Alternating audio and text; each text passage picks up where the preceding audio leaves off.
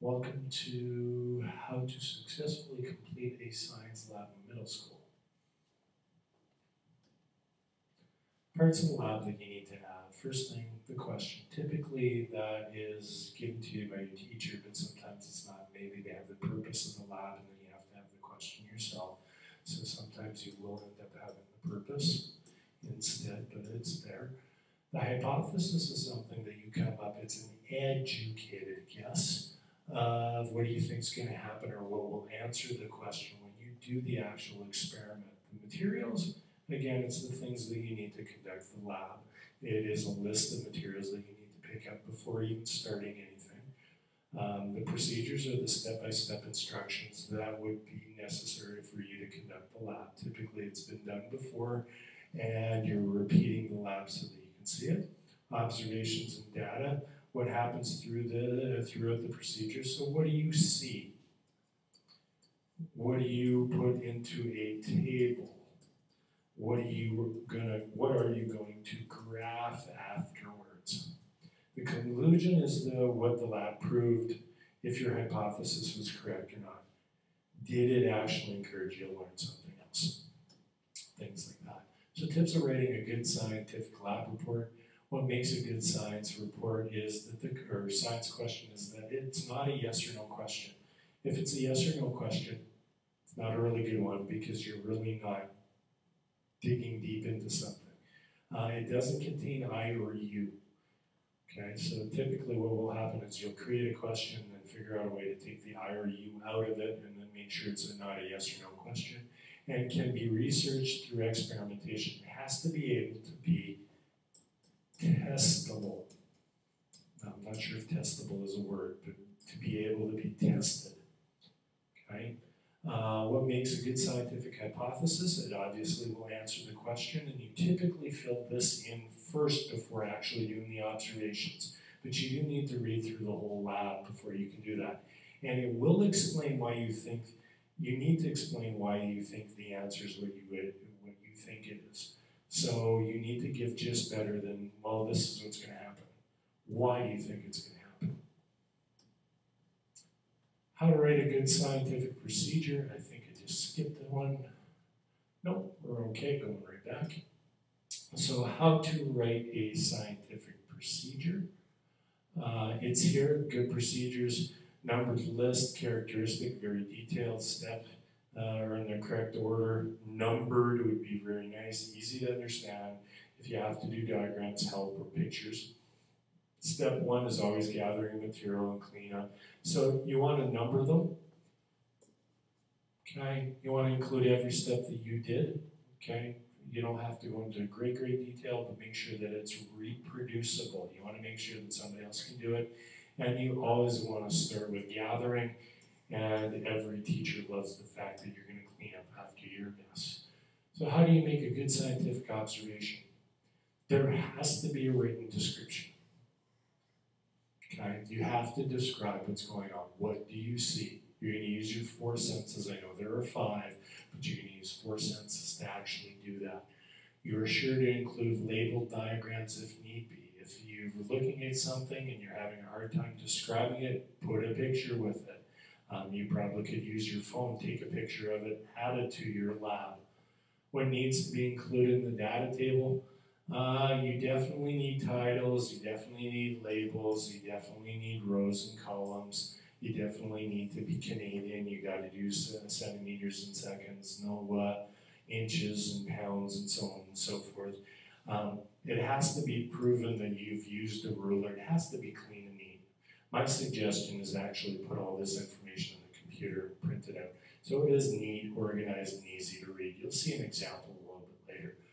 What are rules of making a graph? Well, obviously a title, obviously some axes. You need some variables, which are connected to your axes. And you got to make sure that it's nice and even. You've used a ruler and neat. Again, if you use a computer, this would be easily solved. Now I'm going to talk about the labels and the axes here. I'm going to quickly draw two axes, your x-axis and your y-axis. Yes, I'm talking about math here. But typically, your independent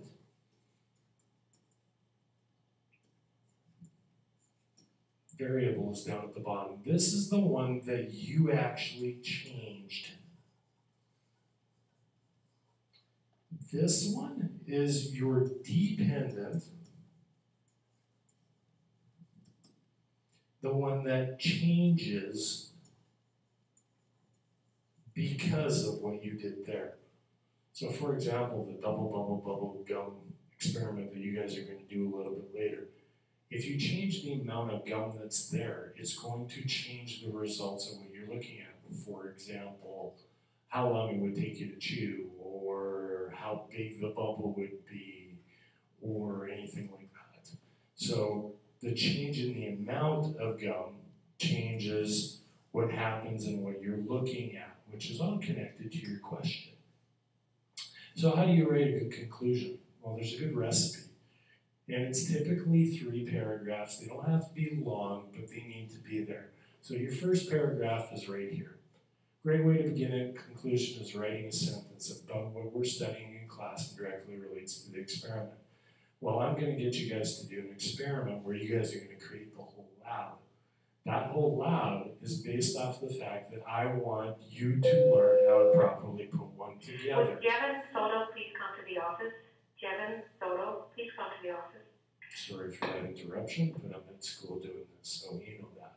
So you're going to actually say that my double bubble experiment is to prove that I know how to create a proper question and create a hypothesis and create procedures and put the materials down so that Mr. Porteous understands that I know every part of a lab report. Now that seems kind of lame for right now, but that's the purpose of the lab that you're going to be doing, is to see if you can actually do that. The second paragraph is the next 3. Tell me what questions you're going to be answering in the experiment. What are you testing? Are you testing that more bubble gum, you're going to get bigger bubbles? Are you testing that more bubble gum, you're going to have a sore jaw? Who knows? It's up to you. That's going to be your job. Tell what the hypothesis is. So for example, blowing bubbles, I'm not very good at it. So increasing the amount of bubble gum will not change the fact that I can blow bubbles. So my hypothesis would be that, unfortunately, because Mr. Porteous can't blow bubbles very well, his bubbles will not be much larger, even if he increases the amount of bubble gum. Tell if your hypothesis was supported by the observations. Through my observations, I noticed that I was incorrect. Because I had more bubble gum to use, I was able to spread the bubble gum a little bit better inside my mouth to be able to blow the bubbles. And they actually stayed intact longer, and they actually ended up bigger. There's an example. Explain how the experiment had produced data and so on and so forth. The last paragraph is the one I really look at the most. Explain how the experiment had produced data that was incorrect. Where did you make a mistake? Well, if I did 1 piece of bubble gum, then 2 pieces, then 3 pieces, then 4, then 5, by the time I got to chewing the 5th piece, I probably didn't chew it the same way I did the first one. That's a source of error. Second thing is maybe the bubbles that I blew did not grow to the same way, not round, but more oval shape. Therefore, the measurement was not proper. It's kind of also hard to measure with a ruler bubbles. Describe how you could use this information to learn the experiment in the real world. Bubble gum experiment, not necessarily anything to with the real world, but knowing how to do a lab, that obviously helps you learn from mistakes that you're doing or things that you're doing. So this part of the lab, in regards to the bubblegum lab, again, the intent of the bubblegum lab is for the report, not necessarily for the actual learning of anything new. List any questions you may have about the topic or what you would like to learn more about and why. So if it's a bubblegum lab, maybe you would figure, oh, maybe if I used a different type of gum, that would be good. Or if there was a way to consistently blow that properly, instead of using a human subject, maybe you could use something or create something that could work that way. So those are possible examples. Examples of the conclusion, I'm going to let you read this. This has to do about fertilizer, and it's right there, and I'm going to get to it again because it isn't part of what a lab report might look like, so I'm going to skip over that rather quickly. So the lab report that we're using is Miracle-Gro's Usefulness. That's the title of it. Question was, will using Miracle-Gro help plants grow bigger? Well, guess what? Yes or no? It's a bad question. So I would actually put how will using Miracle-Gro help a plant grow bigger. And then, unfortunately, your hypothesis will change a little, but I think that using Miracle-Gro will help the plants grow bigger because I've seen people using it in gardens, and I also learned that in class, more nitrogen will help plants grow.